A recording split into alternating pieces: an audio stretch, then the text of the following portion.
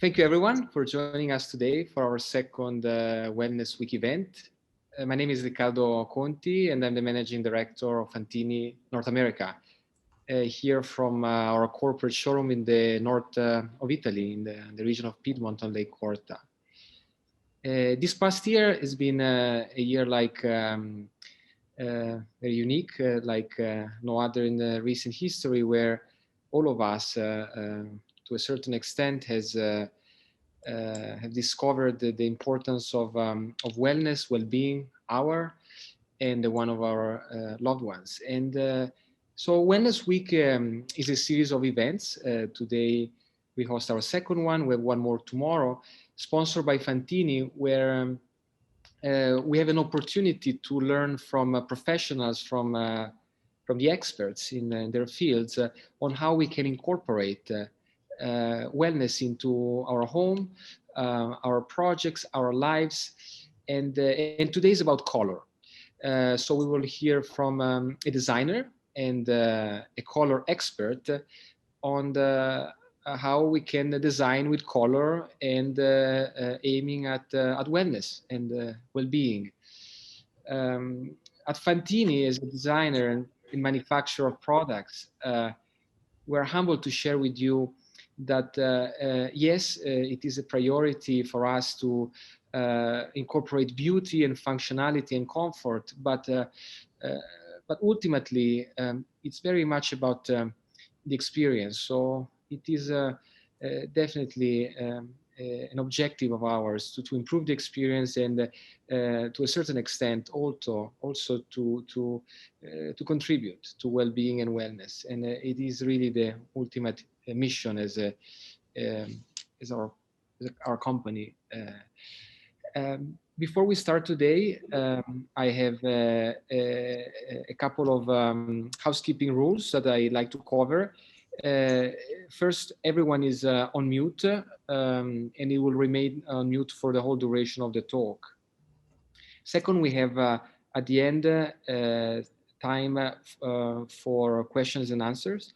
And so the Q&A function is either at the top or the bottom of the screen, depending on which device you are using to connect today.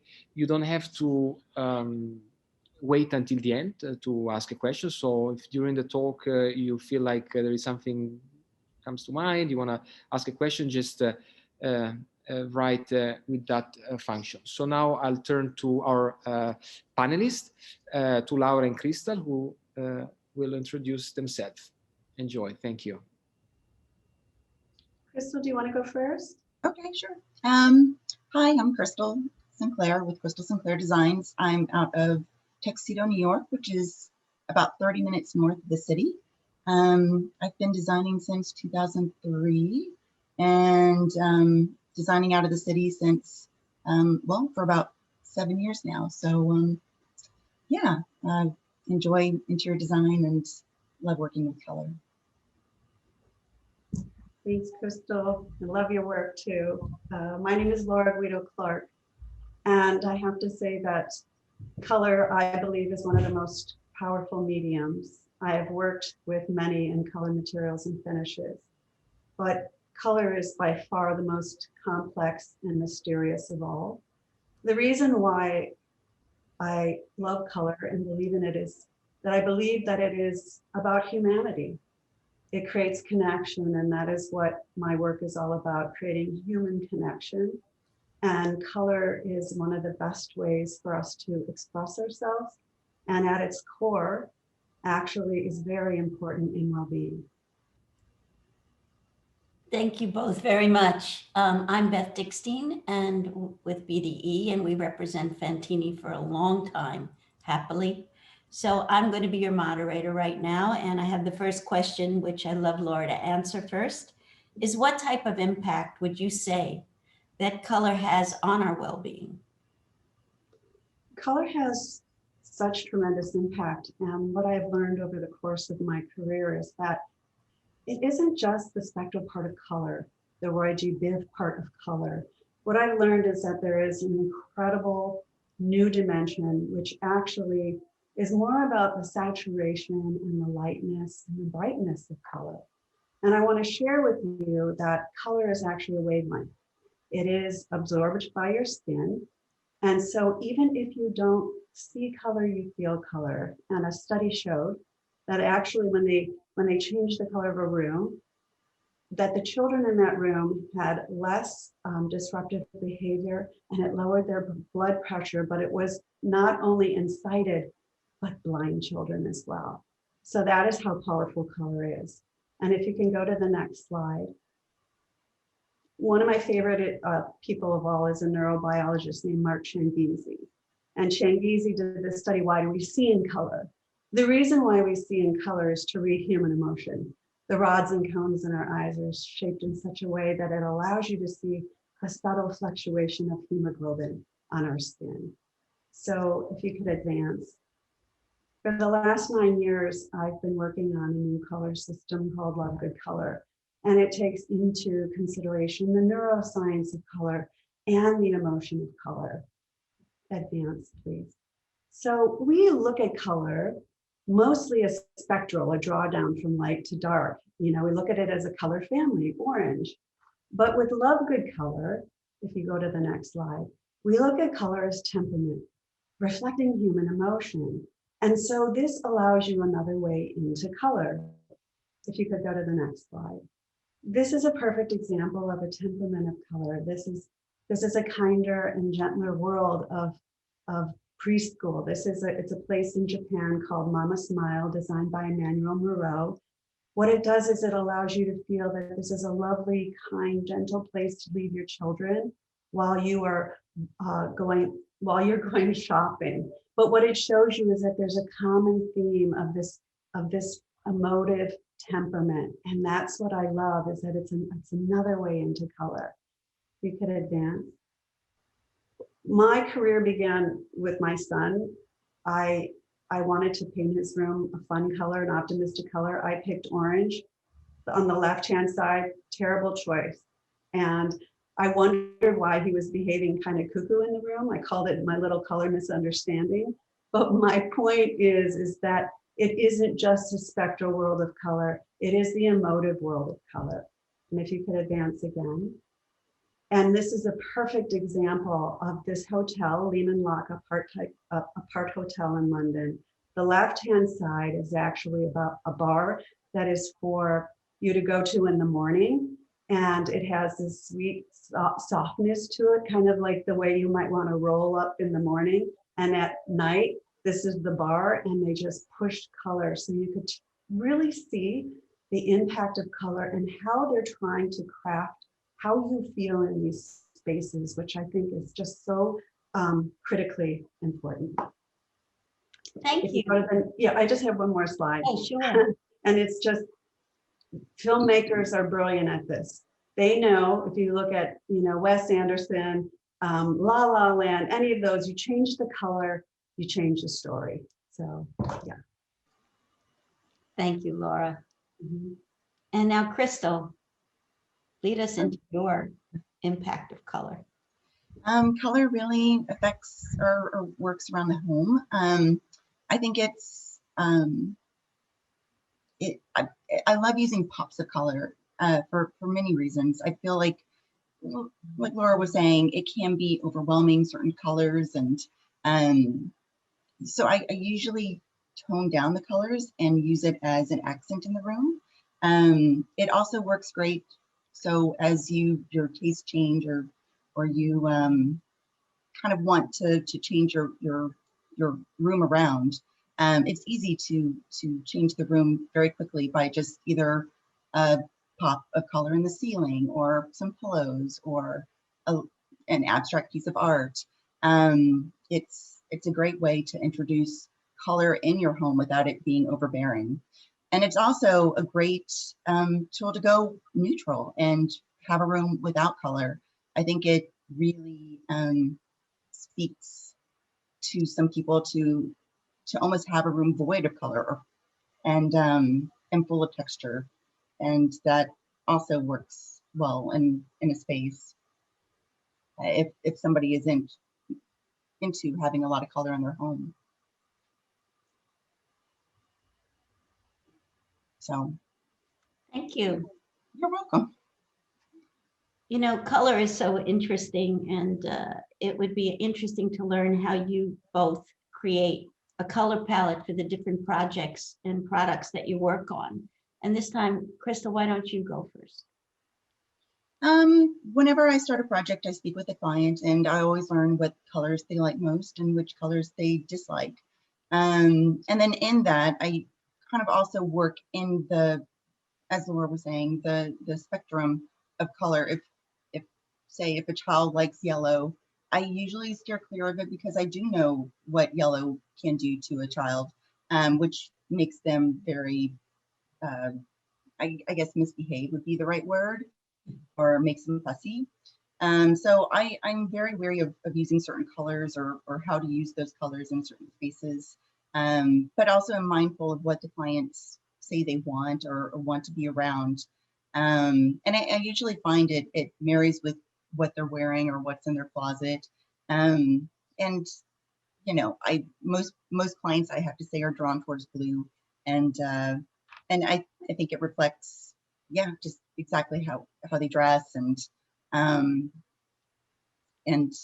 I think it's just funny how colors really speak about the person. If somebody likes pink, they're more, I guess, bubbly or have more of an outgoing sense of humor usually, than somebody who likes blue.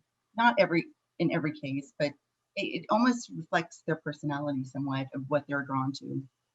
So I think that we had the photos out of order, and I apologize for that. So we're going to see what you talked about later. Is that okay? Sure. Thank you. Okay.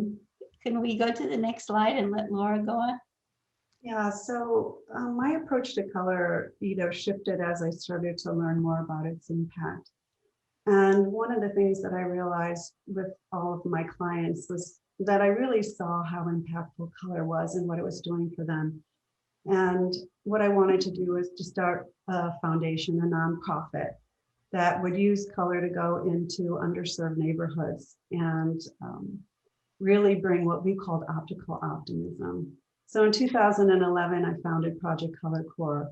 Our very first project was called the EC Reams Academy. It was in the Killers Corridor of Oakland, and the kids were in lockdown twice a week from drive-by shootings. And one of the things that I learned, if you go to the next slide, was that when I asked the kids, we engage with them, we teach them all about color in our engagement, but when I asked them what their favorite color was, inevitably blue is always the favorite color.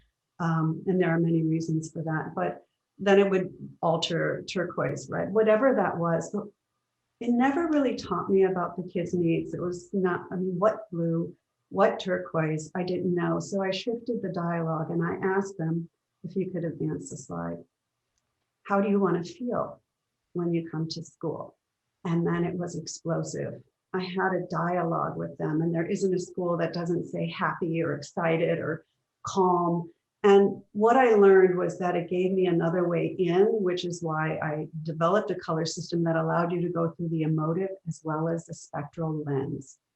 When we teach the kids about color, we take all of their words, we create palettes, we work with them, we teach them, we empower them, and then they vote. And then if you go to the next slide, the kids come out and paint. And it is one of the most heartwarming things, because what they understand is that they are such a big part of the expression of their environment. It's about their beauty. And I think that connection about color, the humanity of it, really is important in understanding the impact and having it be reflective of a community. If you go to the next slide, this is the EC Reams Academy before. One of the things the kids asked me is if we could create a space where they would feel respected. And when I asked what it meant to feel respected, they said, could you create a space where people want to come and visit us? Because no one wants to visit us now. And the next slide, this is the EC Reams Academy now. The mural says, we are the change. It's a constant reminder for the kids that they're the ones that are powerful. That's about their inner beauty. And so the impact of color is that It is reflective of their humanity. If you go to the next slide, this is another facility we worked on. It was called World Achieve. One of the children said, wouldn't it be really powerful if colors could stand in a row like friends supporting one another? If you go to the next slide, this is World Achieve Now. We use stripes all in a row to reflect the sentiments of the children. They asked if they could have nature, and we worked and we put in a park, a little strip of land, which was really, really important. And to this day, none of our projects have ever been tagged. And that just shows how beloved they are in the community. If you go to the next slide, this is an example of using that mentality for a client. This is Herman Miller, the Cosm chair designed by 7.5. It was their first dipped in color chair. But what we wanted to do was to create it holistically, that it wasn't just one mono expression, all bright. Everything has a different depth, different saturation, a different lightness, but they can all be worked together. And if you go to the last slide, this is heart work. It's about putting your heart in your work, which I love. These are all the different colors that we created for heart work. But again, each of them being very expressive of a specific impact. And then the idea that we think holistically about how they work together. Thank you. And again, my apologies, Crystal, but if you want to add anything now about these images we're going to see, because they're beautiful. Thank you. Well, here I incorporated color. The client had a lot of books, and I wanted to create a space that doubled as a dining space as well as a workspace. And it creates kind of a light and a light and airy space that is inviting, that you want to sit at, whether it be for work or for dining. The colors arranged in kind of a rainbow fashion. I think it kind of creates this overall happy feel and happy environment that the clients really loved coming home to. And here, the client wanted things very neutral. We added a pop of pink in her space. It's like a plum color, one of her favorite colors. So we very carefully added this color with, again, careful not to be overbearing with the color.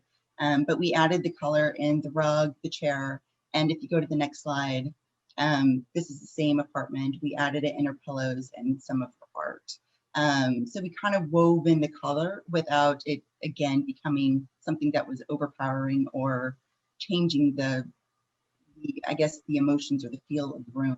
The room is still quite bright and airy, and it doesn't feel dark, or a dark pink can kind of make you feel brushed, or a bright pink. So we took that away and kept it more monochromatic with just the pops of color. And if you go to the next slide. Yeah, color is all in nature. Exactly. This goes to our next question. Because all of the images that we've been seeing, there's been some of nature brought in, whether it's through flowers or gardens in schoolyards. So nature's color palette is incredibly powerful tool. What are the benefits to bringing in the colors from nature into our homes and our projects? And I guess, Laura, you're starting first. I can tell the difference now. Yeah, well, these could be minor crystals because they're just nature shots. And so one of the things I want to say is how, if you picked anyone who does color brilliantly, nature wins all the time. And so many times we think of nature as being, soft colors or calming colors, but the vibrancy, the electric shock colors of nature are everywhere. And so we always think of nature in a certain way, but you could find a plethora of colors within nature, and it makes it so powerful. And if you just go through the next 3 slides, just some examples of, very beautiful nature shots. You can move to the next one.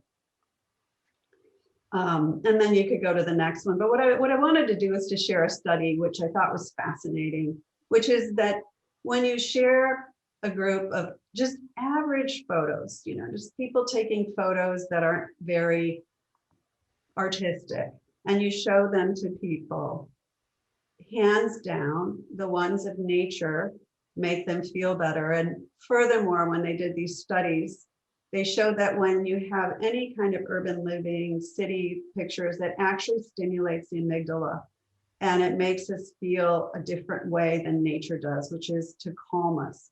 So it is no wonder that actually the color palettes that we find within nature, we can surmise are very calming for us, and done in the right ways.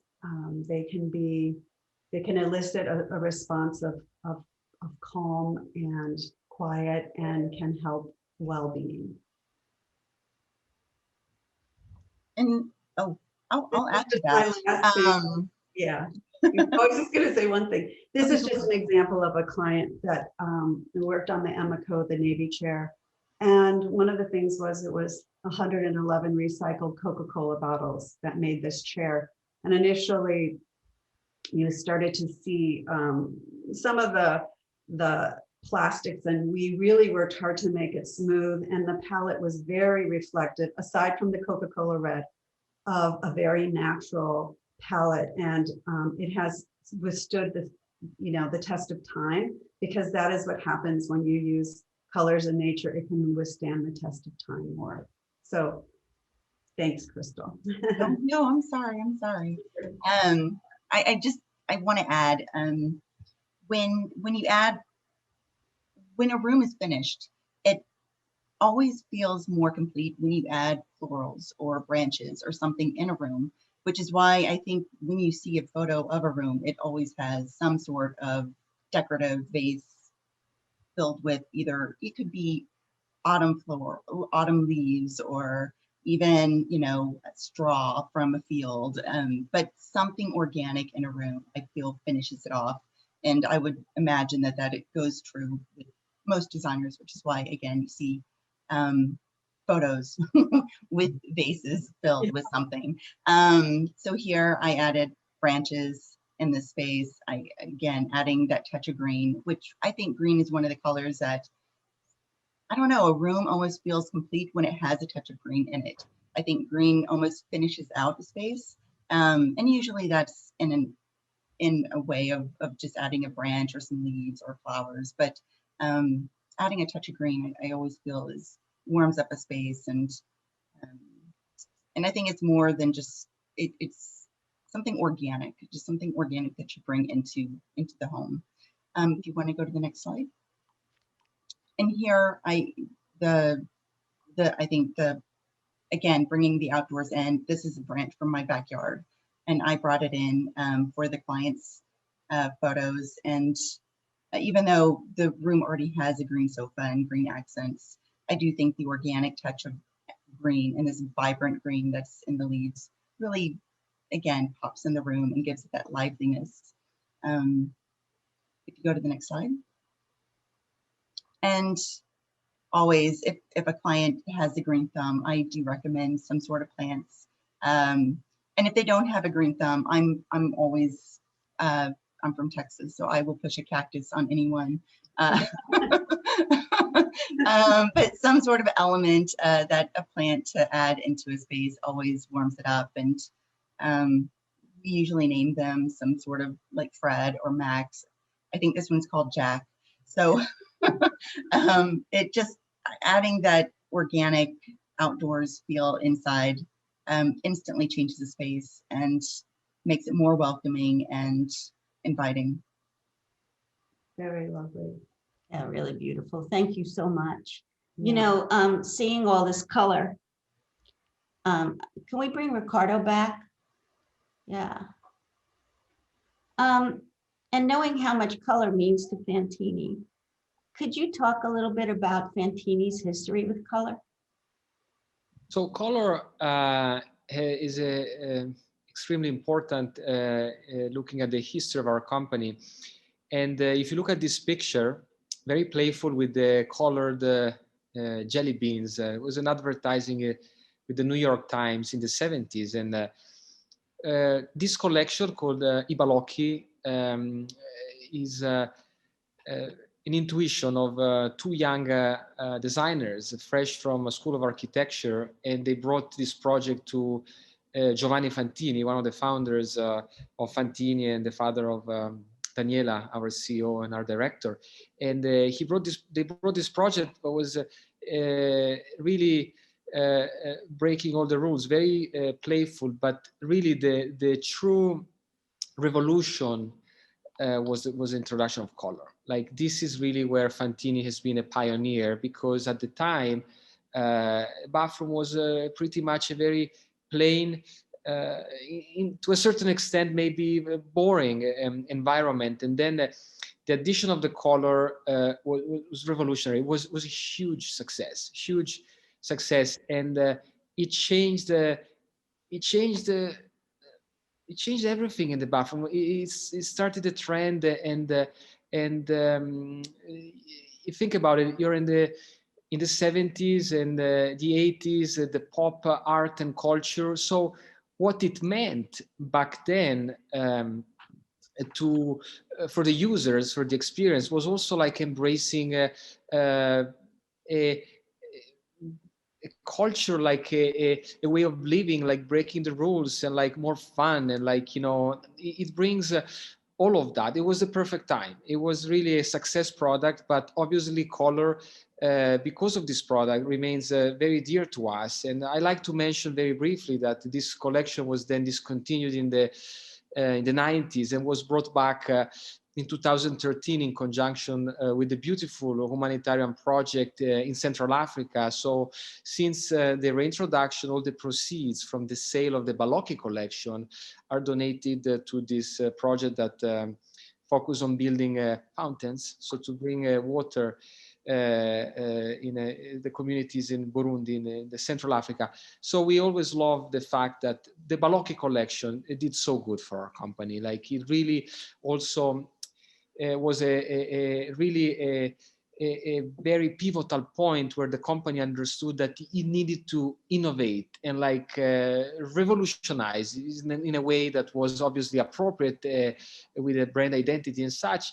And it did so good for us because it then set the pace for other intuitions. And today it's back.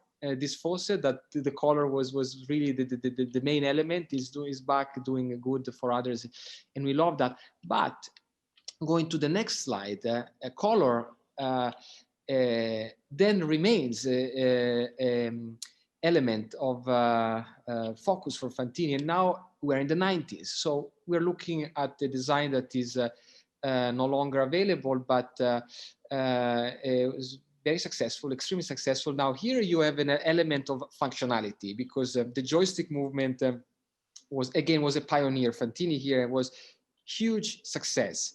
Not as much as the Balocchi, because that was impossible to replicate. And still today we think that they will never be possible to replicate a success. But this one was also largely successful. And here we have an element of color, but the interesting thing is where the pursuit of color in combination with a craft. So these are lever handles, the stick made of Murano glass. So then here you have a tradition that goes back centuries of years on the island of Murano, in the Venice Lagoon. And I'm sure we're all familiar with the Murano glass tradition, hand-blown glass. And then you have this touch of colors, and every handle is different, but by definition it's artisan. So you have these beautiful transparencies and touch of colors, and it really sort of continuing the affection, the passion for color of Fantini. And then if we go to the next slide, there is a variation of the design of the same faucet, And also this one with the Murano glass available in different colors. We still get requests of some replaces. It's nice they break, it's glasses. You have to be careful, and we still have so many installed. And people say, "I love it. I like to get the original color." And sometimes it's hard, but we try to always, make it happen and provide the replacement. And this is the 90s. So we went from the 70s and the 80s, and here we're in the 90s. And then if we go in the next slide, we have a very recent collection designed by Matteo Thun, Milan-based architect and designer. And it's interesting because we have a long collaboration with Matteo Thun, and we have other designs with his signature. And then we wanted to do something new. And so, like, there was this moment in our showroom in Milan. He said, "When I think of Fantini, I think of color.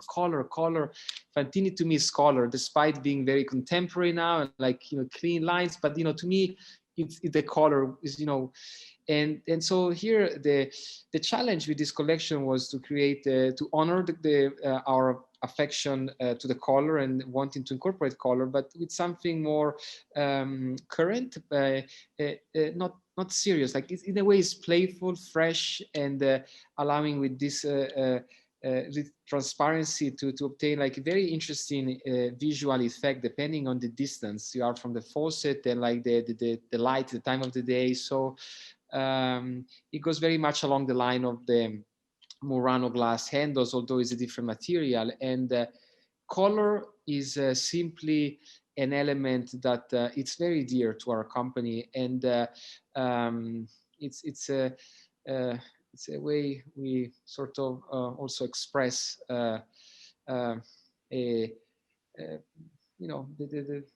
little bit also a playful side, because one thing also that maybe we learned from this pandemic is like to not take ourselves and things, generally speaking, like too seriously. And in a way, some of the collections I show you show a little bit of an angle of like Fantini where we're not that serious. We have other collections more like serious in the lines, more. And these are also part of our personality, and a little bit, every product in a way is a little bit of a piece of a story of where you're telling who you are and what do you believe in, and we love colors. And I love to get some colors in that beautiful building, Laura, where you put colors on the walls. Maybe we can put some color in the bathrooms too, and we get some. That'd be wonderful. Let's talk about that. I like. It would make the kids so happy. Let's do it. Okay. I think that now we have. We're ready for Q&A. So, Beth, are we ready for that? Is now the time? We are ready for Q&A, and I'm going to leave you to it. Oh, excellent. So, thank you. So, Megan Jackson, when you're designing, how do you choose what parts to emphasize with color? How do you work with your color concept into a project? Crystal. Okay. Well, I try to make it vary. I try to pick something kind of unexpected. Sometimes I love playing with ceilings. I feel like they're always neglected or forgotten. So something I like to do is pop some color or wallpaper on the ceiling. I do love just, again, small doses of color, I think goes a long way. So the easiest, of course, and I think you've heard it before, pillows, throws, an accent chair is great. I love the idea of adding color with the faucet. I think that's a great way to add some color in a bathroom. Yeah, I think accessories, a collection of something is one way to add color throughout a room and to carry it through the room. So if you do add, say, yellow or orange, have it kind of carry out through the room a little bit through another small accessory or another pillow or another throw to kind of create a story or a thread in the space. Thank you. Laura, do you like to add anything? Well, just that I think it's important that you have an understanding of what you're trying to communicate. If you are trying to communicate something playful, then you're gonna up the dosage of the color, right? The brighter color. I think it's all about, and we play a lot with dosage because it has to do, we work backwards from what you're trying to say and what you're trying to communicate. And once we understand that, we can adjust everything accordingly. And you can see in, Crystal's spaces, I mean, she so beautifully shows like if the client loves this one color, it wasn't that it was loudly shouting, it was this undercurrent of something that was really important to her, and the way that Crystal used it, it had a depth to it. So even though it had been judiciously applied, it had a very different feeling than if Crystal would have gone full blown, high saturation, high brightness of that color. It would have just totally changed the space. So I just like to think about how the language of what you're communicating is, and then correlate that to the dosage. Thank you. We have a question from Doug Widnebel. Laura and Crystal, like you both, I often wonder about the idea of colors and the influences of color on us in the world. I have been reading some studies about the relation of sounds to color, and specifically colors connected to the vowel sounds of spoken language. Mm-hmm. I know that poet Rimbaud wrote about vowels and color and touched upon synesthesia. I wonder if you have also explored some of the ideas of color and sound. Mm-hmm. I have not explored color and sound. I understand the depth of what color can do to you, and what it can do even without knowing the colors there, but not sound. So I'm curious what Laura has to say. Yeah, so Doug, definitely feel that color is multisensorial. So it isn't just sound. I know that that's something that you're exploring, but it's also taste, and it's smell, it's touch, obviously sight. But what you're talking about, I mean, I've always wished to be a synesthete, but I'm not, because it's just so interesting that neurologically things would be, we would perceive color in a different way, like through sounds, through letters, through different things. But I do think that language, I think one of the things we have explored is the connection of language to color. And what we find in all the studies that we've been doing, and especially within our color system, is that we're seeing a very deep correlation between certain words and the types of colors that people respond to and connect with that. And that is not just in the United States, but we did a very small mini study globally. So I love that you're going there. Would love to talk to you more about it, because there's a very deep connection. We can make that connection happen. And if any of the questions are not going to be answered today, because when we near this end of the session, they will all be answered via email. But now we have another question from Anna. What process do you follow to choose the appropriate color palette for a project? The process to get the right color palette. I listen again to the client and what they have to say and how they're saying it and how they present themselves. I try to and I think the age also plays a bit in that. If it's a child, I definitely insert more color into the space, and a more vibrant color into the space versus somebody who might be a little older. I typically to add the color, to create a color palette, I play with there's a wheel of color, and there's complementary colors and colors that work better with some colors than other colors. Blue and orange is a great complementary color.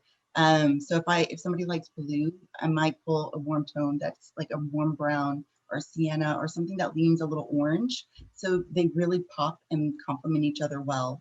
And that kind of helps create the color palette for a room. Another one, I love contrast, and it might not be a color, but it can be done with colors.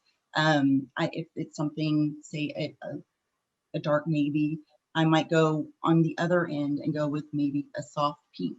and play with the contrast there of kind of a tone of color. I think that creates a very interesting interior and adds a lot of depth to the color scale, playing within the tone of color. You do it well, Crystal. Oh, thank you. And I think for us, one of the things that I found is we always begin our process with listening, much like Crystal was talking about, but we're trying to get our clients and even the children in the communities to define who they are and how they want to feel. Once we understand those things, we can work backwards in terms of choice and understand through emotive responses to color, how we can apply color so that it has the impact that people are saying that they want. And I think that beginning process is very important because it teaches us what it is that we're designing towards. And I think that that part is always really important in order to have people feel connected to their space, feel it expresses them, and that it supports the function of that space, whether it's a quiet room or something that's collaborative or something that's just all out, just energetic. So that's how we begin. And we begin with language, actually. Thank you. We have a question from Ragnar. Do you think that bathrooms will become more colorful places in the future? The high-end European bathroom tends to be quite white and gray currently. I think there's two reasons to this question. One is when you're dealing with the bathroom, you have to think of skin color and how the color reacts with your skin tone. So you really want to keep the dose of color down and definitely not behind you. As a woman, you know, doing makeup, you definitely don't want to put, say, purple behind you because it's going to bring out yellow in your face, which can distort the color when you leave the house. It'll be just this, you will not look like you want to look. So you just have to be careful with the colors that you put in the bathroom. I think white is used a lot. It's reflective. It kind of brightens up the space. I think it's a good neutral for a background of skin color. Another reason I think people use a lot of white and grays for kitchens and bathrooms is they always have the resale value in the back of their mind. And until people really, I guess, design more permanently or for themselves, I feel like everybody plays it safe for everybody else that might live there. And until somebody or people decide to stay at a location longer, I just feel like white and gray are going to be the go-tos until hopefully one day that more people decide to design for them and not for who's next. I think it's important to create a personal space. It's such a good point, Crystal, you know, and I really do believe it's again, maybe where you want to see color and how to express it in a way that is respective of lighting and skin tones, which is so important because it's the function of that space, what you're going to do in that space. So I think all of those points that Crystal brought up were really well taken. Unless you know you're staying there forever, then you go for it. So we have a question, very specific. What colors would you use for designing a wellness space, a spa, yoga studio, or even a wellness hotel room? Okay, good question. I would do something soft, maybe a soft blue or a soft green. Both of those are very kind of calming and relaxing. I think a soft green would be more inviting and again, kind of bringing the nature in a very, I would kind of go with almost like a muted down mint green or something, very soft and tranquil, borderline neutral, but I think it would kind of create the feel that those spaces would need. I would agree on a contemplative space. If it was a contemplative wellness space, then I would probably select colors that were softer and more biophilic and reflective of nature. And I would also make sure the materiality did the same. I think that that's important. But I would also think of other areas of focus. If there was an energized part of wellness, then I would think of color a little bit differently, and I would try to be strategic about where I put it. So that's kind of how I would approach it. Catherine, it's a question from Catherine. It seems like some colors like yellow can create too much energy, like you mentioned, but it can also give good energy. It seems like a yin yang within each color. How do you think about which will prevail? I think it's the intensity of the color. I think a soft yellow might be, you know, you think of soft yellow and you think of country kitchens or something warm and very inviting and kind of homey and reflective of, you know, maybe growing up. Whereas a loud yellow or a very vibrant yellow definitely lends itself to more, I guess, energy and is supposed to make a baby cry more. Is supposed to make an older person more angry faster. So it's just, you just have to be careful. I think it's within the colors tone as to what each, where the line is crossed from one feeling from the same color to the other. Laura brought up, had a side with like a soft orange and a vibrant orange. And I think that's a very good example. I think, you know, the vibrant orange will create this unwieldy child, and the soft orange is, again, something that is more, I guess, well, not that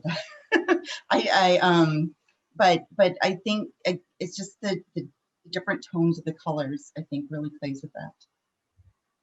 And for us, I mean, that's exactly why we spent all those years studying and developing a new color system, was because we are so connected to only the spectral side of color and not the emotive side, which is far more affected by saturation and brightness than the hue itself.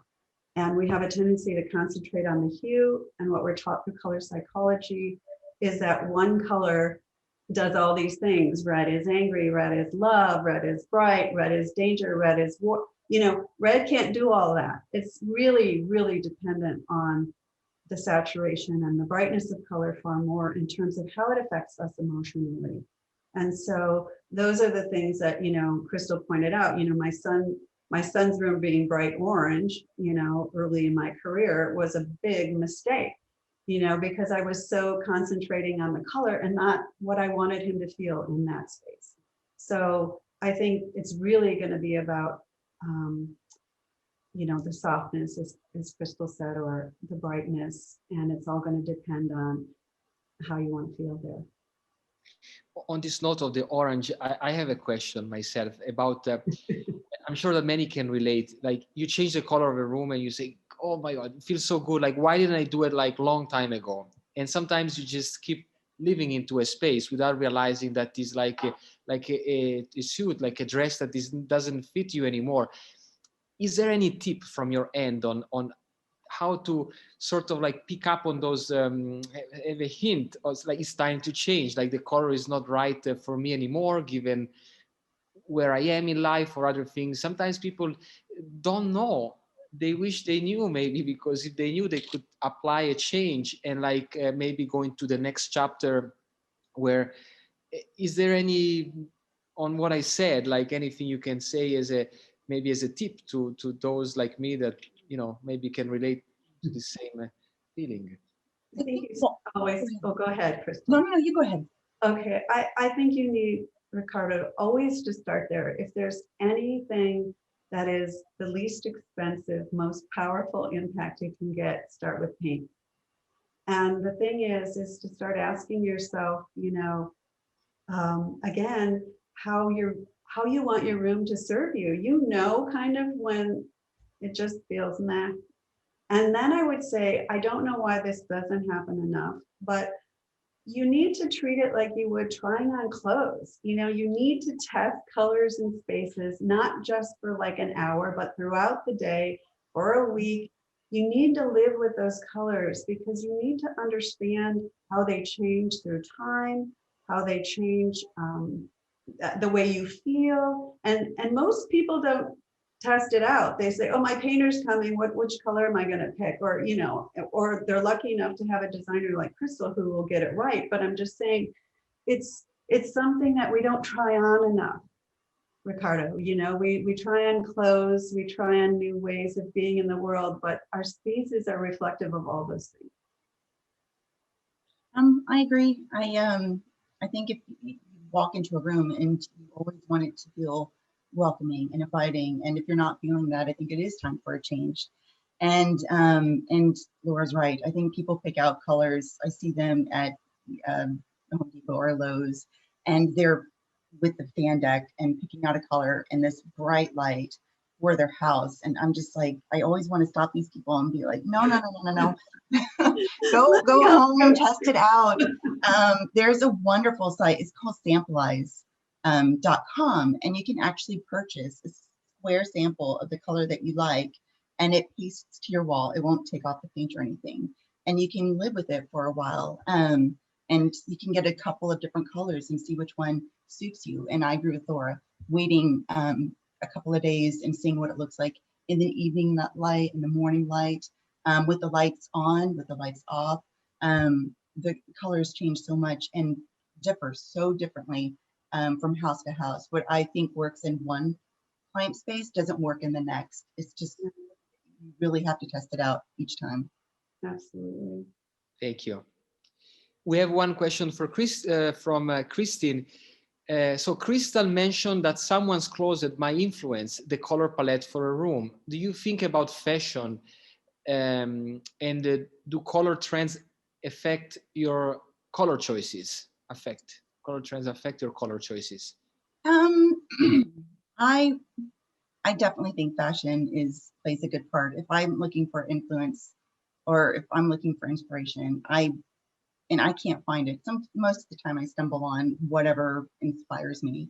But if I can't find it, I will go to fashion. I will click on just fashion or a designer and look at the clothes, and sometimes the color combos or the color textures inspire me.